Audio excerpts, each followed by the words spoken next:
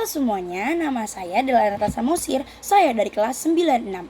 Pada kesempatan kali ini, saya akan membahas beberapa topik dari bab 4 dan bab 5 yang sangat penting dan juga relevan. Di era globalisasi seperti sekarang, ketika informasi dan teknologi menyatukan dunia, budaya lokal seringkali terancam punah. Namun justru sebaliknya, tradisi dan budaya Indonesia justru mulai mendapat pengakuan dunia internasional karena nilai-nilai unik yang dimilikinya. Untuk penjelasan materi berikutnya, simak video ini ya. Cekidot. Yang pertama, peran tradisi. Tradisi adalah kebiasaan atau praktik yang diwariskan secara turun-temurun. Contohnya di Indonesia sangat beragam, dari Sabang sampai Merauke. Contoh kejadian, upacara ngaben di Bali. Ngaben adalah upacara pembakaran jenazah dalam kepercayaan Hindu Bali. Upacara ini bukan hanya peristiwa spiritual, tetapi juga menarik perhatian wisatawan dan juga media internasional. Ngaben memperkenalkan filosofi hidup dan kematian ala Hindu Bali yang unik. Tahun 2013, salah satu upacara ngaben besar diliput oleh media dari Jepang dan juga Eropa dan mengundang ratusan turis mancanegara untuk datang menyaksikan secara langsung. Tradisi ini menjadi salah satu faktor utama yang mengangkat pariwisata budaya Bali ke tingkat dunia loh. Yang kedua, peran kearifan lokal. Kearifan lokal adalah pengetahuan yang tumbuh dari pengalaman hidup masyarakat dan diwariskan secara turun-temurun. Contoh kejadian, sistem irigasi Subak di Bali. Subak adalah sistem pengairan sawah yang adil dan berkelanjutan, yang sudah ada sejak abad ke-9. Sistem ini berbasis gotong royong dan spiritualitas. Peran globalnya apa sih? Pada tahun 2012, UNESCO menetapkan Subak sebagai warisan budaya dunia. Banyak negara mengirim penelitian untuk belajar bagaimana Subak bisa menjaga keseimbangan ekosistem, sosial, dan ekonomi masyarakat lokal. Di tengah krisis air global, Subak menjadi contoh sistem pertanian yang berkelanjutan. Yang ketiga, ada peran budaya. Budaya mencakup nilai-nilai, kepercayaan, seni, bahasa, pakaian, dan kebiasaan yang menjadi identitas suatu bangsa. Contoh kejadian, batik sebagai warisan dunia. Pada 2 Oktober 2009, batik Indonesia diakui UNESCO sebagai warisan budaya tak benda dunia.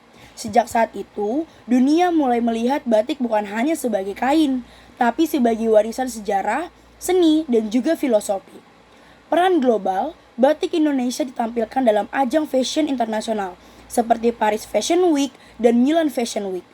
Banyak pemimpin dunia seperti Nelson Mandela, Barack Obama, dan Raja Salman pernah memakai batik dalam kunjungan resmi ke Indonesia. Setiap tanggal 2 Oktober, dunia ikut merayakan Hari Batik Nasional, menandakan bagaimana budaya Indonesia diterima secara global. Materi yang kedua saya mengambil dari bab 4, yaitu makna tradisi kearifan lokal dan juga budaya. Yang pertama, tradisi. Makna. Tradisi adalah kebiasaan atau praktik yang diwariskan secara turun-temurun dalam suatu kelompok masyarakat. Contohnya, tradisi mudik, upacara adat, dan perayaan hari kemerdekaan.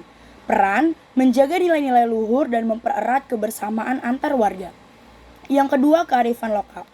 Makna, kearifan lokal adalah pengetahuan dan nilai-nilai yang berkembang dari pengalaman masyarakat setempat dan digunakan untuk menyelesaikan masalah hidup. Contoh, sistem Subak di Bali, rumah tahan gempa di Nias, dan tradisi menjaga hutan adat di Kalimantan. Peran, solusi lokal yang terbukti efektif menjaga lingkungan, sosial, dan juga budaya. Yang terakhir ada budaya. Makna, budaya mencakup segala bentuk cipta, rasa, dan karsa manusia, seperti bahasa, kesenian, pakaian, dan norma sosial. Contoh, batik, wayang, tarian daerah, dan bahasa daerah. Perannya apa sih? Budaya mencerminkan identitas bangsa dan memperkuat persatuan dalam keberagaman. Penjelasan materi yang ketiga saya ambil dari bab 5, yaitu tantangan dalam upaya mempertahankan wilayah Negara Kesatuan Republik Indonesia atau NKRI. Pertama, apa sih itu NKRI? NKRI adalah bentuk negara Indonesia yang terdiri dari berbagai pulau, suku, budaya, dan juga agama, tetapi tetap satu dalam semangat persatuan, dengan semboyannya Bhinneka Tunggal Ika yang artinya berbeda-beda tetapi tetap satu jua. Tantangan dalam mempertahankan NKRI dan juga contohnya. Yang pertama, ancaman separatisme. Pengertiannya, gerakan yang ingin memisahkan diri dari Indonesia. Contoh nyata, gerakan separatisme di Papua yang menuntut kemerdekaan, seperti organisasi Papua Merdeka atau OPM. Pemerintah menghadapi tantangan ini melalui pendekatan keamanan dan pembangunan wilayah tertinggal. Yang kedua, konflik SARA, suku, agama, ras, dan antar golongan. Pengertian, ketegangan akibat perbedaan identitas sosial. Contoh nyata, kerusuhan Poso tahun 2000-an yang melibatkan konflik agama.